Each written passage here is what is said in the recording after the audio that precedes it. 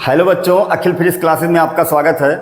इसके पहले वाले लेक्चर में हमने चार्ज का डिफिनीशन पढ़ा था कि चार्ज क्या क्या प्रोड्यूस कर सकता है। जब चार्ज स्टैटिक होगा तब क्या बनाएगा, जब चार्ज मोशन में होगा तब क्या बनाएगा, जब यूनिफॉर्म मोशन करेगा तब क्या बनाएगा, जब नॉन यूनिफॉर्म मोशन करेगा तब क्या बनाएगा, इन सब के बारे में पढ़ा था।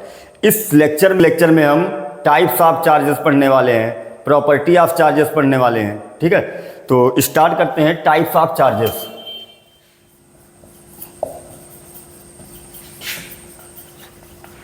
टाइप्स ऑफ चार्जेस, कितने टाइप के चार्ज होते हैं।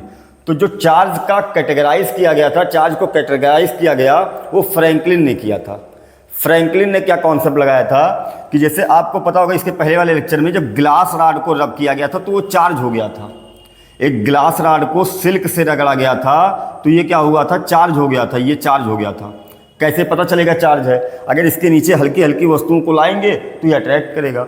उसके बाद उसी के साथ एलॉन्ग उसी के पैरेलल में एक एक्सपेरिमेंट हुआ था कि जब प्लास्टिक रॉड को रब किया गया था तो वो भी चार्ज हो गया था, ये भी चार्ज हो गया था, ये भी चार्ज हो गया था, दोनों चार्ज थे। ठीक है, उसके बाद क्या किया गया, जब इन दोनों को कंबाइन किया गया, देखो चार्ज ये भी था, चार्ज ये भी था। जैसे मान लो दो ऑब्जेक्ट है, इसका मास 2 kg, दूसरा ऑब्जेक्ट है इसका मास 3 kg। जब दोनों को हम कंबाइन करेंगे तो इसका मास बढ़ जाएगा, 2 + 3 5 kg हो जाएगा। दो चीज़ों को कंबाइन करने पे बढ़ता है। जैसे मान लो ये है, इसका लेंथ कुछ है, इसका लेंथ ये इतना है, इसको कंबाइन करेंगे तो लेंथ बढ़ जाएगा, ऐसे करेंगे तो लेंथ नहीं बढ़ेगा। तो जब दो ऑब्जेक्ट को कंबाइन करेंगे तो वो बढ़ना चाहिए उसका मास, तो इसका मास बढ़ा। ठीक है, तो जब ये भी चार्ज था ये भी चार्ज था तो इसको जब कंबाइन करेंगे तो दोनों का चार्ज और बढ़ जाना चाहिए था। लेकिन ये एक्सपेरिमेंट जब हुआ तो देखा गया कि जब यहाँ पर इसको कंबाइन किया गया दोनों को तो ये डिस्चार्ज हो गए। अब डिस्चार्ज हो गए, कैसे पता चला डिस्चार्ज हो गए, जब इनके नीचे इस पेपर का पीस लाया गया, ये डस्ट पार्टिकल लाया गया तो ये खींचना बंद कर दिया, अट्रैक्ट करना बंद कर दिए। इसका मतलब क्या हो गया, ये डिस्चार्ज। और जब ये डिस्चार्ज हो गया इसका मतलब देखो इस नेट चार्ज 0 हो गया। डिस्चार्ज का मतलब नेट चार्ज 0 हो गया। दो चीज़ों को मिलाने पे नेट चार्ज कब 0 होगा, देखो दो चीज़ों को मिलाने पर नेट चार्ज या नेट मास या कुछ भी 0 कब होगा, जब एक प्लस हो दूसरा माइनस हो। दोनों प्लस होंगे तो जोड़ेंगे तो 0 नहीं होगा, दोनों माइनस होंगे तब भी जोड़ने पर 0 नहीं होगा। दो चीज़ों को जोड़ने पर 0 तभी होगा जब एक प्लस होगा दूसरा माइनस होगा। तो फ्रैंकलिन ने यहाँ पे कॉन्सेप्ट दिया था कि एक चार्ज को हम प्लस बोलेंगे, दूसरे चार्ज को माइनस बोलेंगे। तो दो टाइप के चार्ज होते हैं। तो पहला टाइप का जो चार्ज है, पहले टाइप का चार्ज है positive charge. Positive charge, positive charge क्या होता है, देखो एक तो पॉजिटिव चार्ज प्रोटॉन भी होता है, प्रोटॉन पॉजिटिव चार्ज है, इलेक्ट्रॉन नेगेटिव चार्ज है। लेकिन दूसरा भी डिफिनीशन है पॉजिटिव चार्ज का, when any substance loses its electron,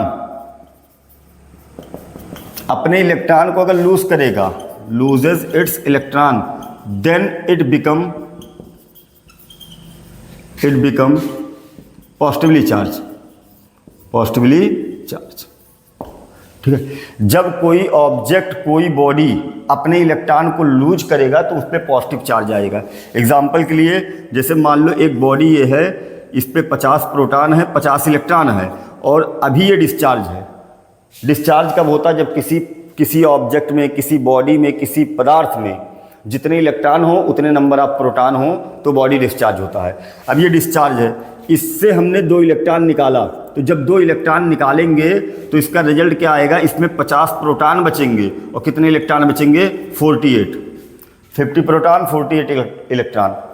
तो अब देखना पॉजिटिव वाला 50 है, पॉजिटिव वाला ज़्यादा है, और निगेटिव वाला कितना हो गया, 48। इलेक्ट्रॉन पे निगेटिव चार्ज, प्रोटॉन पे पॉजिटिव चार्ज, तो निगेटिव वाला कम है, पॉजिटिव वाला ज़्यादा है। तो जो आंसर आएगा वो फाइनली आंसर कैसा होगा, पॉजिटिव। भाई पॉजिटिव ज़्यादा है, निगेटिव कम है, तो फाइनल आंसर क्या होगा, पॉजिटिव। तो ये हो जाता है पॉजिटिव चार्ज, इस पे आ जाता है पॉजिटिव चार्ज। जैसे सोडियम पे आया था, सोडियम से इलेक्ट्रॉन निकाले थे तो सोडियम पे पॉजिटिव आया था। तो किसी अगर ऑब्जेक्ट से, किसी बॉडी से इलेक्ट्रॉन निकलेगा, कोई बॉडी इलेक्ट्रॉन को लूज करेगा तो उस पर पॉजिटिव चार्ज आएगा।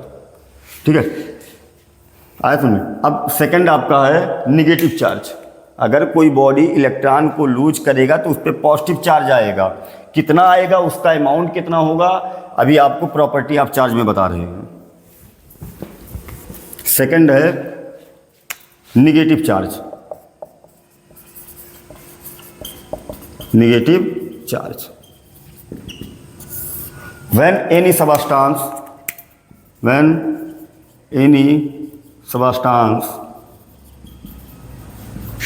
gain electron,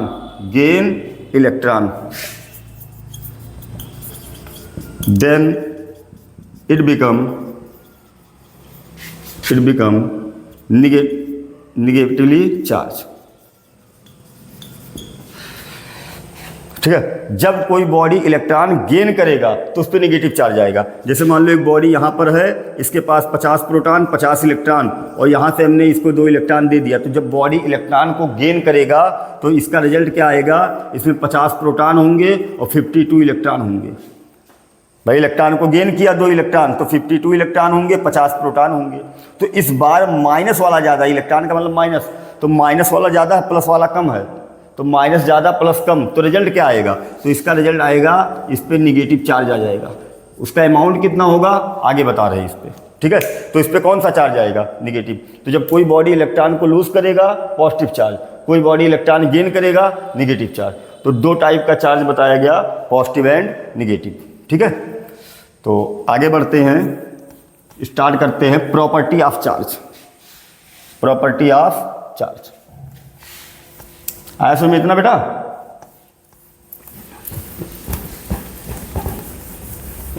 property of charge, charge की क्या प्रॉपर्टी होती है,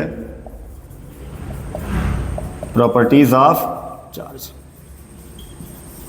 ठीक है, तो इसमें कुछ फार्मूले भी बनेंगे जो न्यूमेरिकल में काम आएंगे। तो पहली प्रॉपर्टी लिख रहे हैं, बहुत आसान प्रॉपर्टी जो पहले भी बता चुके हैं, like charges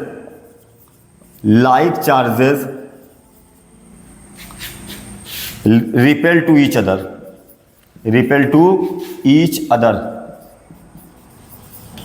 like charges repel to each other. इसका मतलब क्या, लाइक का मतलब ये एक पॉजिटिव चार्ज है, जैसे Na प्लस है, और Na प्लस के पास जब Na प्लस लाएंगे तो इसके पास भी इलेक्ट्रॉन की कमी है, इसके पास भी इलेक्ट्रॉन की कमी है, तो ये एक दूसरे को रिपेल करेंगे, दूर भगाएंगे।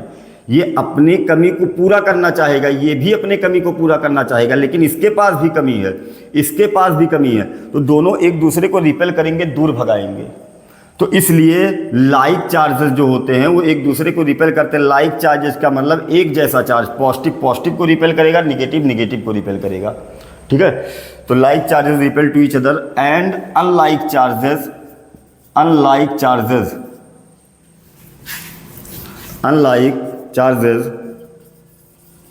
अट्रैक्ट टू ईच अदर, एक दूसरे को क्या करेंगे, अट्रैक्ट करेंगे। अनलाइक का मतलब पॉजिटिव वाला निगेटिव को, अनलाइक का मतलब एक पॉजिटिव है, Na प्लस पॉजिटिव है और Cl माइनस निगेटिव है, तो ये इसको क्या करेगा, अट्रैक्ट करेगा, और अट्रैक्ट करके NaCl बना लेगा। समझ आया, तो पॉजिटिव को रिपेल करेगा, निगेटिव निगेटिव को रिपेल करेगा। एक जैसे चार्ज होंगे वो रिपेल करेंगे, और एक प्लस होगा एक माइनस होगा, अनलाइक चार्ज होगा, तो एक दूसरे को क्या करेंगे, अट्रैक्ट करेंगे। आया समझ। तो ये प्रॉपर्टी नंबर फर्स्ट थी, चार्ज की क्या क्या प्रॉपर्टी है, तो like charges repel to each other and unlike charges attract to each other. Second है,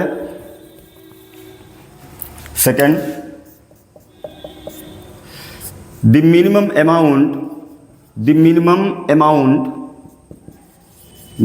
amount of charge on any object, on any body is equal to E, ठीक है। इसका मतलब क्या है, किसी भी ऑब्जेक्ट पर E से कम का चार्ज नहीं हो सकता। The minimum amount of charge मतलब minimum amount of charge on any body is equal to E।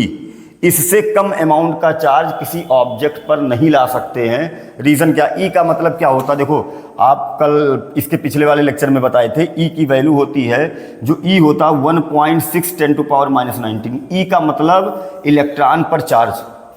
देखो, बार बार 1.6 × 10⁻⁹ बोलने से बेहतर ई बोलते हैं उसको, उसका सिंबल बनाया गया ई। आया समझ में?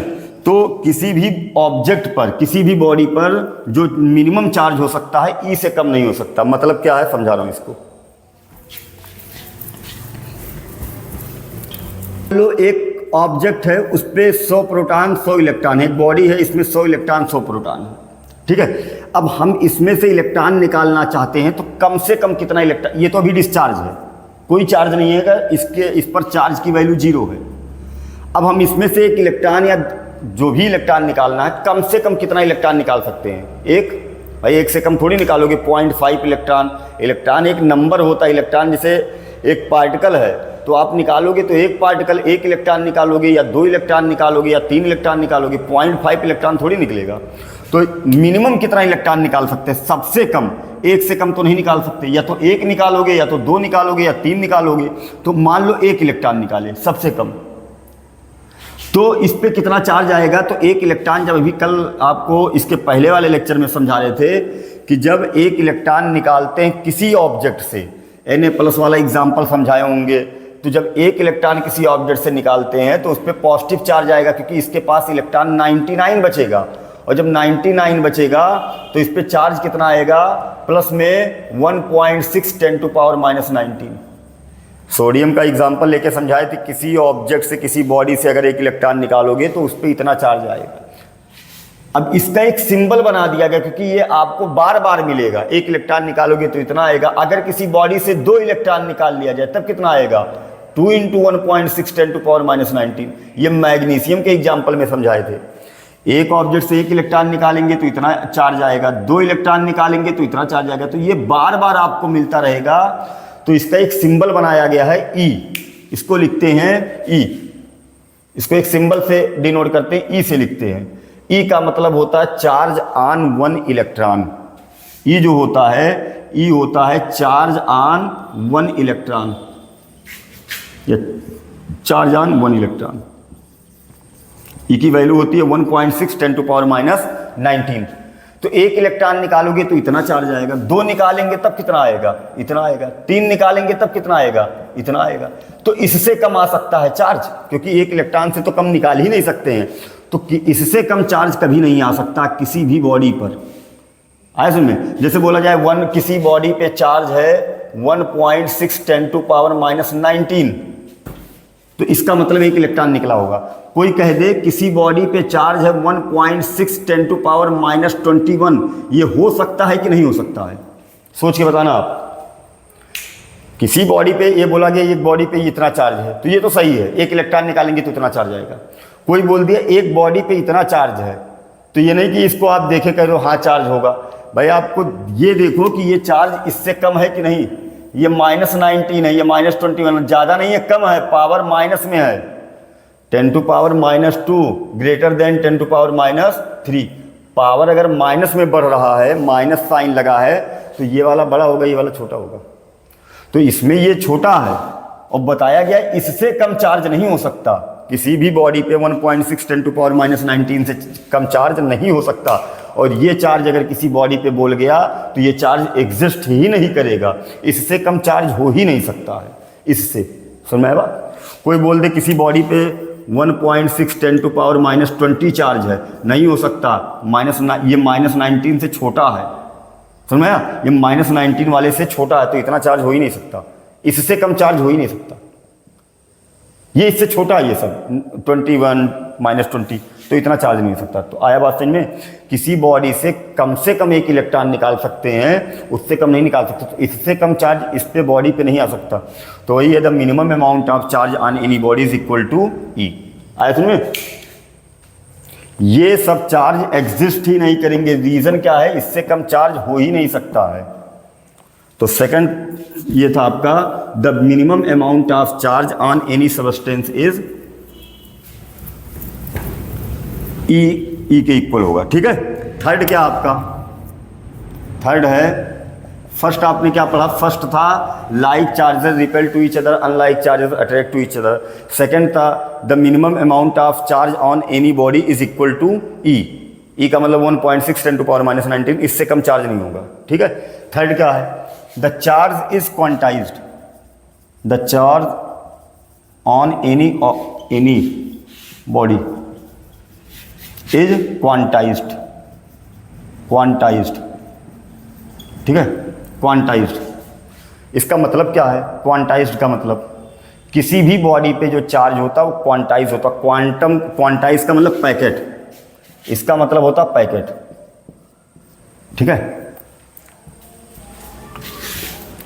इसका मतलब क्या है, किसी भी बॉडी पे जो चार्ज होगा उसकी वैल्यू होगी, या ऐसे लिख सकते हैं amount of charge on any body या एनी सब्सटेंस इज क्वांटाइज्ड। मतलब क्या इसका, जैसे मान लो एक ऑब्जेक्ट है, ये बॉडी है कोई, इसमें कोई भी एग्जांपल मान रहे 20 प्रोटॉन है 20 इलेक्ट्रॉन है।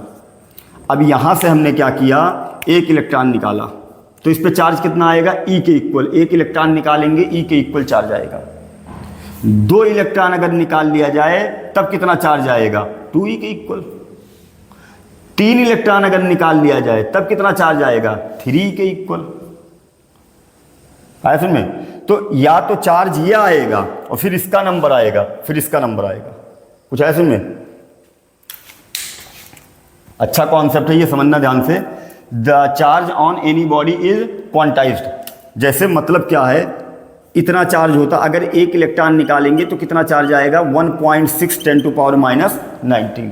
अगर 2 इलेक्ट्रॉन निकालेंगे तब कितना आएगा, इसमें 2 का मल्टीप्लाई कर दो, इतना आएगा। अगर एक इलेक्ट्रॉन निकालेंगे तो इतना चार्ज आएगा, 2 इलेक्ट्रॉन निकालेंगे तो इतना आएगा। इसका मल्टीप्लाई करेंगे तो कितना आएगा, 3.2 आएगा। मल्टीप्लाई करने पे कितना आएगा, 3.2। तो जब इसमें 3.2 10 to power -19 इतना आएगा। समझ? एक इलेक्ट्रॉन निकाले तो इतना आया, 2 इलेक्ट्रॉन निकाले तो इतना आया। 3 इलेक्ट्रॉन निकालेंगे तब कितना होगा, 3 × 1.6 10 to power -19। तो इसका जब मल्टीप्लाई करेंगे कितना आएगा, 4.8 10 to power -19 इतना आएगा। समझ में आ रहा बात? बोलो। 2 इलेक्ट्रॉन निकाले तो इतना आया, एक इलेक्ट्रॉन निकाले तो इतना आया। अब सुनना ध्यान से, अगर कोई कह दे किसी बॉडी पे इतना चार्ज है, 2 × 10 to power -19, तो ये चार्ज एग्जिस्ट करेगा कि नहीं, ये सुनना। कोई बोल दे किसी बॉडी पे इतना चार्ज है, तो ये एग्जिस्ट करेगा कि नहीं करेगा, ये सुनना। अच्छा, मिनिमम कितना चार्ज हो सकता है किसी बॉडी पे, 1.6 10 to power -19, इससे कम तो हो नहीं सकता। तो ये तो इससे ज़्यादा ही है, तो ये तो एग्जिस्ट करना चाहिए ना। यही तो बोला था आपसे कि इससे कम चार्ज एग्जिस्ट नहीं करेगा। किसी भी बॉडी पे इतना चार्ज कम से कम हो सकता है, इससे कम चार्ज नहीं होगा। लेकिन ये चार्ज तो इससे ज़्यादा है ना, देखना। तो ये तो होना चाहिए, लेकिन सुनना आप ध्यान से। इसके बाद अच्छा, एक इलेक्ट्रॉन किसी ऑब्जेक्ट से निकालोगे, एक किसी बॉडी से, किसी पार्टिकल से एक इलेक्ट्रॉन निकालोगे तो इतना चार्ज आएगा। और एक निकालने के बाद अगर ज़्यादा, अगर एक मान लो आपने निकाला, एक के बाद कितना निकाल सकते हो, 2 निकाल सकते हो, 3 निकाल सकते हो। तो जब 2 निकालोगे तब कितना चार्ज आएगा, इतना। इसका मतलब है किसी बॉडी पे या तो चार्ज इतना होगा, इसके बाद इसका नंबर आएगा, ये सब गायब रहेंगे। कुछ ऐसे में कंटिन्यूअस नहीं रहेगा। एक इलेक्ट्रॉन निकालोगे तो इतना चार्ज आएगा, 2 निकालोगे तो फिर इतना आएगा, ये सबका नंबर आएगा ही नहीं। 1.6 के बाद डायरेक्ट 3.2 का नंबर आ जाएगा, बीच में गैप रहेगा। ऐसे में कोई बोल दे 1.7 वाला चार्ज, 1.8 10 to power -19 चार्ज, ये नहीं एग्जिस्ट करेगा। इसके बाद इसी का नंबर आएगा। रीज़न क्या है, या तो एक इलेक्ट्रॉन निकालोगे, या तो 2 निकालोगे, या तो 3 निकालोगे। कोई कह दे इतना चार्ज आ रहा, 2.4 10 to power -19, तो ये कब आएगा, सुनना ध्यान से। अगर इसको हम लिख दें 1.5 × 1.6 10 to power -19, ये क्या है, एक इलेक्ट्रॉन का चार्ज। तो अगर एक इलेक्ट्रॉन निकालेंगे तो इतना, 2 निकालेंगे तो इतना, ये है 1.5 इलेक्ट्रॉन निकालेंगे तब इतना चार्ज आएगा। ये चार्ज तब आएगा जब 1.5 इलेक्ट्रॉन निकालेंगे। भाई इसका मल्टीप्लाई करोगे 1.5 आएगा, वो 2.4। ये एक इलेक्ट्रॉन निकालने का चार्ज है, और ये 1.5 इलेक्ट्रॉन निकाले तो इतना चार्ज। तो ये चार्ज तब आएगा जब 1.5 इलेक्ट्रॉन निकालेंगे तब। वो 1.5 इलेक्ट्रॉन निकाल नहीं सकते, या तो एक निकालोगे या तो दो निकालोगे या तो तीन निकालोगे। मतलब क्या है, इसके बाद इसका नंबर डायरेक्ट आएगा, बीच में कोई नंबर नहीं रहेगा। समझ में आया बात? ये नहीं आ सकता, ये नहीं आ सकता, 2.7 नहीं आ सकता, कुछ नहीं आएगा, डायरेक्ट इसके बाद इसी का नंबर रहेगा। तो चार्ज का एक पैकेट बन गया, या तो ये चार्ज होगा या तो ये होगा या तो ये होगा, एक पैकेट बन गया चार्ज का। ऐसे नहीं कि लगातार है। जैसे आप किराने की दुकान पे जाते हो और किराने की दुकान पे कोई सामान लेने गए, ठीक है, जैसे आटा लेने गए और 5-5 किलो का आटा उसके पास है, आप 5-5 किलो का उसके पास पैकेट है आटे का।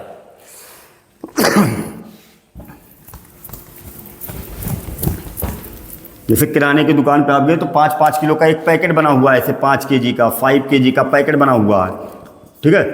तो आपसे कहा गया, आपने कहा कि मुझे 7 किलो आटा चाहिए, 7 किलो आपको आटा चाहिए, और पैकेट फाड़ना अलाउ नहीं है। वो उसने बोला, दुकानदार ने बोला कि हम 5-5 किलो का ही पैकेट देंगे, पैकेट नहीं फाड़ सकते आप। तो या तो आपको एक पैकेट लेना पड़ेगा या तो 2 पैकेट लेना पड़ेगा। पैकेट का फॉर्म बना हुआ है, आपको 7 केजी नहीं मिलेगा। 7 केजी अगर चाहिए तो ये नहीं मिल सकता आपको, या तो फिर आपके पास ऑप्शन ही नहीं, या तो 5 लो या तो 10 लो या फिर 15 लो। 5-5 का 3 पैकेट ले लेंगे, 15 हो जाएगा। तो 7 नहीं ले सकते आप, आई बात समझ में? तो ऐसे पैकेट बन गया, ये नहीं मिल सकता आपको, 6 किलो नहीं मिल सकता आपको, 8 केजी नहीं मिल सकता आपको, 9 केजी नहीं मिल सकता। 5 मिलेगा, फिर 5 के बाद 10 मिलेगा सीधे, फिर 10 के बाद सीधे क्या मिलेगा, 15 मिलेगा। 5-5 का 3 पैकेट कर लेंगे, 15 हो जाएगा। और 15 के बाद क्या मिलेगा, फिर 20 मिलेगा। आया बात समझ में? तो ऐसे चार्ज का भी क्या होता है, या तो चार्ज इतना आएगा या तो डायरेक्ट फिर चार्ज कितना आएगा, 3.2 10⁻⁹ बीच में नंबर गायब रहेगा, कोई चार्ज नहीं होगा। तो चार्ज का भी एक पैकेट बन जाएगा। इसी को बोलते हैं चार्ज जो होता है क्वांटाइज होता है, पैकेट के फॉर्म में होता है। तो आई होप आप सबको ये समझ में आ गया होगा कि चार्ज जो होता है वो क्वांटाइज होता है, पैकेट के फॉर्म में होता है, ठीक है। तो आगे इसमें बढ़ते हैं। The amount of charge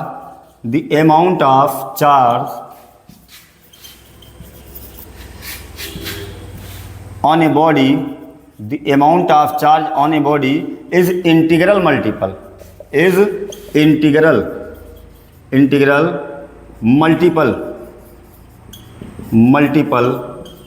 of E। इसका मतलब क्या है, किसी भी बॉडी पर जो चार्ज होगा वो इंटीग्रल मल्टीपल होगा E का। मतलब अच्छा, किसी बॉडी से अगर 1 इलेक्ट्रॉन निकालेंगे तो कितना चार्ज आएगा, E के बराबर।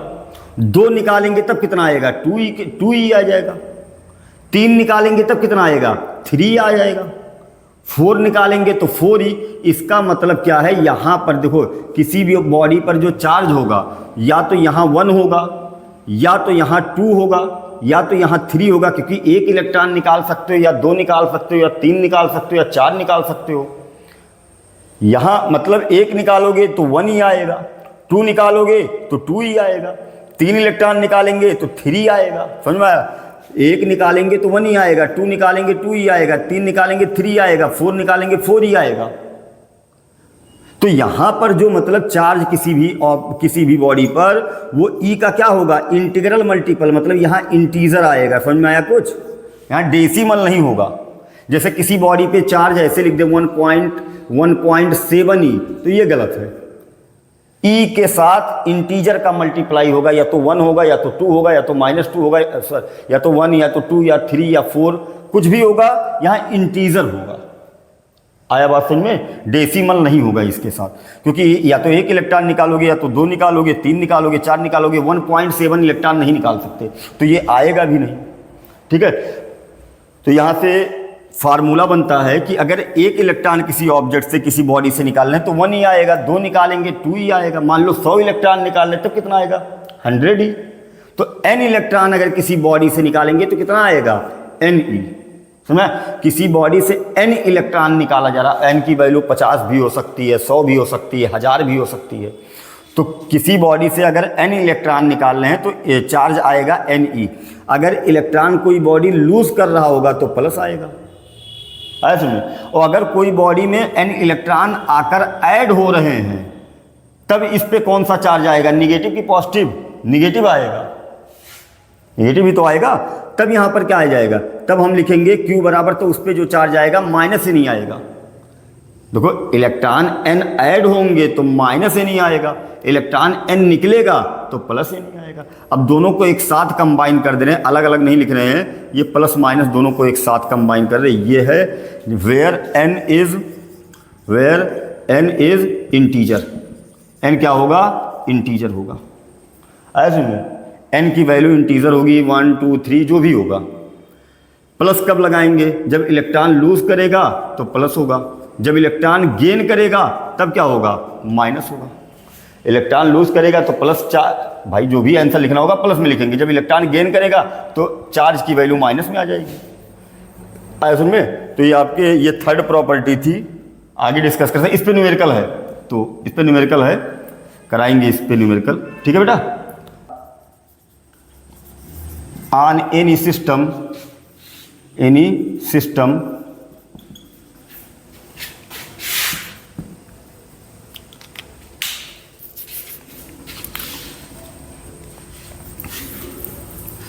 तो फोर्थ प्रॉपर्टी क्या है, the total charge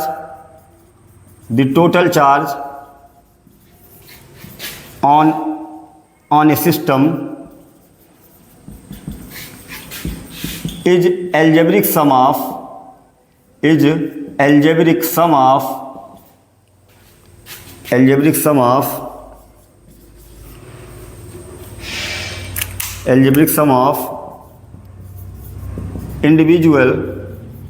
individual charges on system, ठीक है। मतलब क्या है, जैसे मान लो एक सिस्टम है, कोई एक सिस्टम ऐसे है और ये सिस्टम कई पार्टिकल से मिलकर बना है, ठीक है। ये जो है कोई सिस्टम है, कोई पदार्थ पूरा, एक कोई बॉडी है, कई पार्टिकल से मिलकर बना है। तो यहाँ पर मान लो इस पार्टिकल पे मान लो +2 कूलाम चार्ज है, इस पर -3 कूलाम चार्ज है, इस पर +7 कूलाम चार्ज है, इस पर -1 कूलाम चार्ज है, इस पर +6 कूलाम चार्ज है। तो अगर पूछा जाए इस पर नेट चार्ज बताओ, तो नेट चार्ज कैसे होगा, तो नेट चार्ज अगर total charge on A system is algebraic sum का मतलब होता है जो प्लस होगा प्लस के साथ, जो माइनस होगा माइनस के साथ, उसको लिखते चले जाएंगे। तो जो टोटल चार्ज होगा किसी सिस्टम पर वो एल्जेब्रिक सम होगा। एल्जेब्रिक सम का मतलब जो प्लस होगा प्लस के साथ, माइनस होगा माइनस के साथ। Individual charges on the system, जो अलग अलग चार्जेस हैं उनके सम के क्या होगा, इक्वल होगा। एल्जेब्रिक सम करना, तो जैसे नेट चार्ज आपको अगर यहाँ निकालना होगा तो कैसे निकालेंगे, यहाँ लिखेंगे +2 +6, नेट चार्ज सबको ऐड करते चले जाएंगे। जो इंडिविजुअल चार्जेस हैं, जो अकेले अकेले चार्ज पड़े हुए हैं, सबको ऐड करते हुए चले जाएंगे। तो कितना होगा, 2 + 6 -3, यहाँ से होगा +7, यहाँ होगा -1। तो नेट चार्ज ऐसे निकलेगा। आया समझ में। जितने भी इंडिविजुअल चार्जेस हैं सबको ऐड करते चले जाएंगे, प्लस वाला प्लस के साथ, माइनस वाला माइनस के साथ। तो 6 + 2 8 -3 आप ऐड कर लोगे, 2 + 6 8 -3 5 + 7 12 12 - 1 11 कूलाम इसका आंसर आ जाएगा। समझ में आया, 11 कूलाम। तो इसका मतलब ये है कि अगर किसी भी बॉडी पर चार्ज नेट, यहाँ Q1 चार्ज है, यहाँ -Q2 है, यहाँ Q3 चार्ज है, यहाँ +Q4 है, ये भी प्लस है, ये भी प्लस है। तो नेट चार्ज जो होगा वो क्या होगा, Q1 -Q2 +Q3 +Q4। आया सुमित ना। नेक्स्ट है और लास्ट प्रॉपर्टी इसकी है,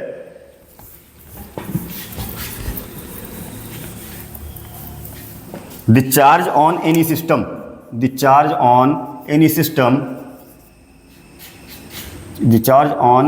सिस्टम इज कंजर्व।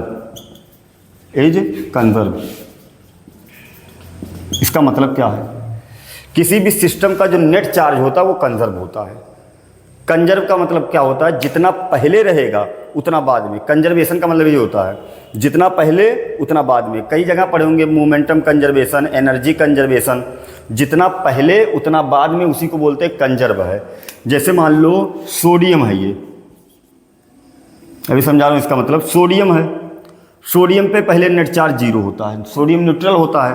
क्लोरीन भी क्या होता है, न्यूट्रल, ठीक है। सोडियम न्यूट्रल होता है, क्लोरीन भी स्टार्टिंग में डिस्चार्ज ही होता है। जब ये एक दूसरे के पास आते हैं तो इसका इलेक्ट्रॉन इसमें ट्रांसफ़र हो जाता है, और जब ट्रांसफ़र होता है इलेक्ट्रॉन तो सोडियम पे आता है प्लस चार्ज और क्लोरीन पे क्या आता है माइनस चार्ज। तो इस पे अगर कोई पूछे चार्ज कितना है तो 1.6 10⁻⁹ और इस पे चार्ज कितना है -1.6 10⁻⁻19। आया समझ में? इतना है कि नहीं समझ में? तो यहाँ से देखना, इस पर नेट पहले चार्ज 0 था, अब इस पे चार्ज आ गया इतना प्लस में। इस पर पहले चार्ज 0 था, अब इस पर चार्ज आ गया इतना माइनस में। तो अगर पूछा जाए कि इसका चार्ज कंजर्व है कि नहीं, तो इसका चार्ज नहीं कंजर्व है। देखना कैसे बदल गया चार्ज। इसका चार्ज पहले 0 था, अब इसका चार्ज इतना हो गया। इसका चार्ज 0 था, अब इसका चार्ज भी बदल गया, इतना चार्ज हो गया।